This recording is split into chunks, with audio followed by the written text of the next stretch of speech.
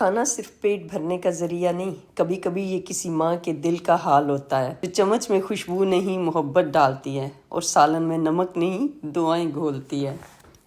کہتے ہیں کھانے کا ذائقہ صرف مسالوں سے نہیں آتا، وہ محبت، توجہ اور قربانی سے آتا ہے۔ عورت کی زندگی بھی ایک ریسپی کی جیسی ہوتی ہے، سادہ اجزاء سے بھرپور ذائقہ بنانا۔ وہ خود کو بھول کر دوسروں کو یاد رکھتی ہے، صبح سے شام تک وہ سب کے لیے کچھ نہ کچھ کرتی رہتی ہے، بچوں کی مسکراہٹ سے لے کر شوہر کی راحت تک، ماں باپ کی خدمت سے لے کر گھر کی چھوٹی چھوٹی چیزوں تک۔ عورت کا وجود ہر جگہ موجود ہوتا ہے۔ زندگی کبھی آسان نہیں ہوتی، کبھی جسم تھک جاتا ہے اور کبھی دل۔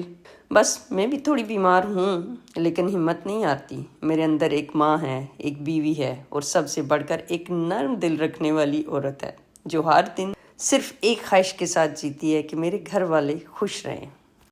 چونکہ میں ایک فیبرومائلجیا پیشنٹ ہوں، میرے جسم میں درد ہوتا ہے اور کبھی ہاتھ بھی تھک جاتے ہیں، لیکن میرا دل یہ کہتا ہے کہ کوئی بات نہیں، میں کمزور نہیں، تھکی ہوئی ہوں مگر ہاری بھی نہیں، درد میں تو ہوں لیکن پھر بھی کسی کے چہرے پر خوشی لا سکتی ہوں، چاہے وہ اچھا کھانا بنا کر ہی کیوں نہ لاؤں۔ کبھی کبھی میں چپ چاپ بیٹھ کر صرف ان کے چہروں کو دیکھتی ہوں، اپنے بچوں کے چہروں کی مسکراہٹ کو دیکھتی ہوں، ان کی بے فکری، ان کی تسلی مجھے بہت خوشی اور سکون دیتی ہے۔ اور میں سوچتی ہوں شاید میری زندگی کا مقصد ہی یہی ہے کہ میرے اپنے خوش اور سکون سے رہیں۔ تو دوستو، یہ تھی میری آج کی اسپیشل ریسپی جو ذائقے سے بھرپور، دل سے تیار اور دعا سے پکی ہے۔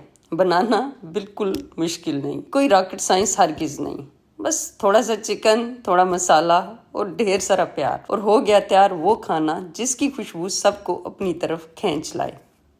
جیسے آپ دیکھ رہے ہیں، میرے بیٹے کو کھانے کی خوشبو کچن تک لے آئی اور اس نے بہت مزے لے کر کھانا کھایا اور بہت خوش ہوا، اور اس کھانے کی اس نے بہت زیادہ تعریف کی۔ اگر میری ویڈیو آپ کو پسند آتی ہے تو ایک لائک دے دیں اور چینل کو سبسکرائب کرنا مت بھولیں۔ اس طرح سے آپ میری آنے والی ویڈیوز بر وقت دیکھ پائیں گے۔ میں آپ سے اگلی ویڈیو میں ملتی ہوں۔ اللہ حافظ۔